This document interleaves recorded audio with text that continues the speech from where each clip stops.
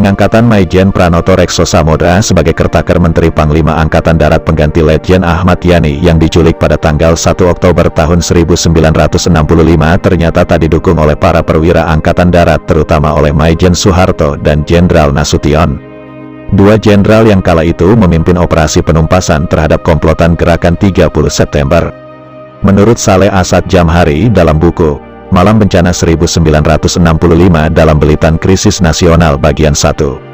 Rekonstruksi dalam perdebatan, kenapa pengangkatan Mayor Jenderal Pranoto yang diangkat sebagai Kertaker Menteri, Panglima Angkatan Darat oleh Bung Karno kemudian ditolak oleh Mayor Jenderal Soeharto dan Jenderal Nasution? Karena memang dilihat dari jejak rekam Jenderal Pranoto itu sendiri, terutama ketika Pranoto ditarik ke markas besar Angkatan Darat, mengapa Soeharto dan Nasution menolak pengangkatan Pranoto dalam staf umum Angkatan Darat pada 1962 sebagai asisten 3 personil, bukanlah pilihan Jenderal Yani, melainkan personil yang dipilih oleh Istana, dalam hal ini oleh Presiden Soekarno, yang disodorkan kepada Yani yang taat kepada Pangti, menerima pilihannya. Peristiwa ini tampaknya menjadi masalah.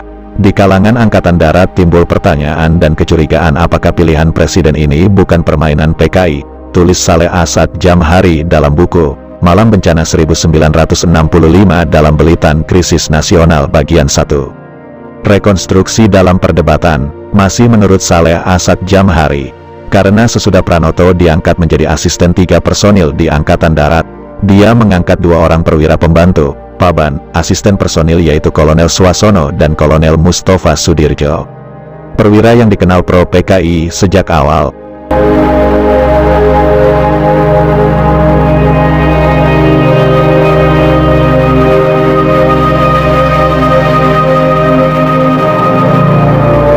Salim Said, dalam buku Gestapo 65, PKI, Aidit, Soekarno dan Soeharto, yang disusunnya juga menyinggung soal Maijen Pranoto.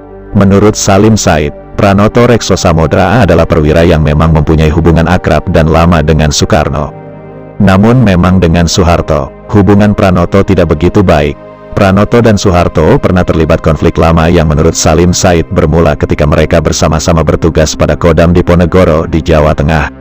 Pranoto menggantikan Soeharto yang disekolahkan ke Seskoat. Tak lama kemudian setelah itu, Presiden Soekarno memindahkan Pranoto dari Semarang ke Markas Besar Angkatan Darat dan memberinya kedudukan asisten personalia Menteri Panglima Angkatan Darat.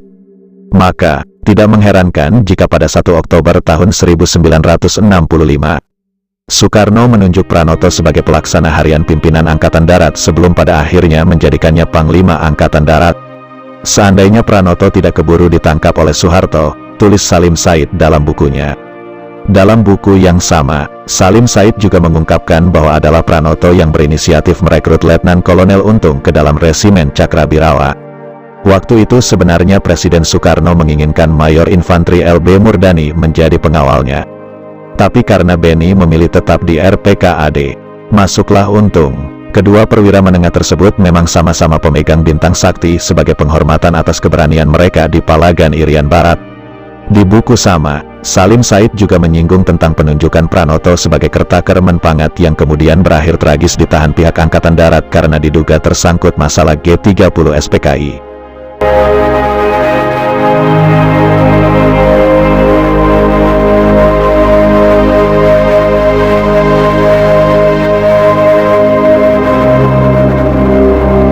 Menurut Salim Said, pada tanggal 3 Oktober tahun 1965 pukul 1.30 pagi disiarkan via RRI pidato Bung Karno. Lewat pidato singkat itu, Soekarno menjelaskan, pimpinan Angkatan Darat berada langsung dalam tangannya.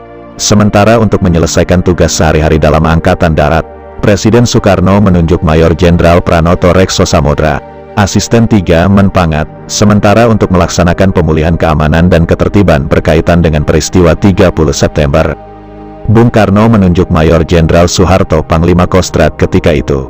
Dengan pidato singkat yang disiarkan lewat radio lewat tengah malam itu, Soekarno sebenarnya menerima kenyataan bahwa Soeharto lah yang memegang kendali di Angkatan Darat. Pranoto Rekso Samodra sendiri tidak pernah sempat berfungsi sebagai pelaksana harian pimpinan Angkatan Darat. Beberapa waktu kemudian asisten personil Menteri Panglima Angkatan Darat itu atas perintah Soeharto ditahan dengan tuduhan terlibat Gestapo, tulis Salim Said dalam buku yang disusunnya. Masih menurut Salim Said dalam buku yang disusunnya, dasar penahan Pranoto adalah sepucuk surat dari Kolonel Abdul Latif, salah satu pentolan gerakan 30 September yang berada dalam persembunyian setelah kegagalan Gestapo. Dalam memoarnya, catatan Jenderal Pranoto Rekso Samodra, Jenderal Pranoto membela diri dengan menyebut surat Latif sebagai berisi permintaan perlindungan kepada dirinya sebagai pelaksana sehari-hari pimpinan Angkatan Darat. Dengan demikian, surat Latif bisa ditafsirkan sebagai pernyataan kesiapan menyerahkan diri kepada pimpinan sementara Angkatan Darat, tulis Salim Said. Surat Kolonel Latif sendiri disita ketika pasukan Siliwangi menyergap Kolonel Latif di rumah saudaranya di Pejompongan, Jakarta. Bahwa Latif bersedia meminta perlindungan kepada Pranoto dan bukan kepada Soeharto, yang secara pribadi lebih lama dikenalnya, menambah kecurigaan Soeharto dan para jenderalnya mengenai adanya sikap simpati Pranoto kepada gerakan para perwira binaan komunis tersebut, tulis Salim Said dalam bukunya.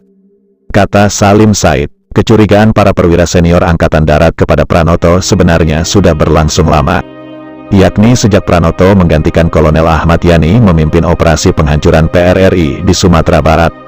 Bukti lainnya, Pranoto pernah bertemu dengan D.N. Aidit, Ketua PKI di Rumah Syam Kamaruzaman beberapa hari sebelum peristiwa tanggal 1 Oktober tahun 1965. Mengenai kegiatan Pranoto sebagai Panglima pengganti Kolonel Yani di Sumatera Barat, dalam disertasinya mengenai peranan elit sipil dan elit militer dalam dinamika integrasi nasional Indonesia. Kasus etnik Minangkabau di daerah Sumatera Barat tahun 1945 sampai tahun 1984. Safruddin Bahar menulis mengenai pembentukan Organisasi Keamanan Rakyat, OKR, yang anggotanya hampir semua direkrut Kolonel Pranoto dari pemuda-pemuda binaan PKI.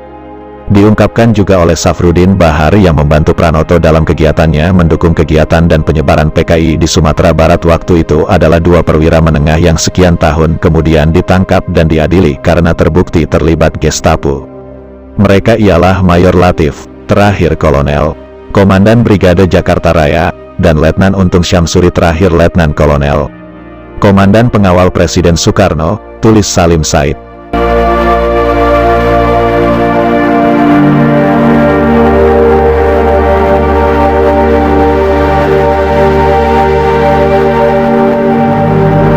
Mengutip buku, Siapa Dia, Perwira Tinggi Tentara Nasional Indonesia Angkatan Darat, TNI AD, yang disusun Harsha W. Bahtiar, Pranoto pernah menjadi Komandan Batalion 20 Tentara Keamanan Rakyat, TKR, di Yogyakarta pada tahun 1945. Dia juga pernah jadi Komandan Batalion 1 Divisi 2 di Yogyakarta pada tahun 1945. Lalu jadi Panglima Komando Daerah Militer, Kodam, 17 Agustus di Sumatera Barat. Pranoto juga pernah jadi Panglima Kodam Diponegoro, Jawa Tengah dari tanggal 14 Oktober tahun 1959 sampai tanggal 26 Mei tahun 1961. Setelah itu baru menjadi Asisten 3 Personil Menteri, Panglima Angkatan Darat pada tanggal 30 Juni tahun 1962. Selanjutnya dari bulan Oktober tahun 1965 sampai tanggal 21 Februari tahun 1966.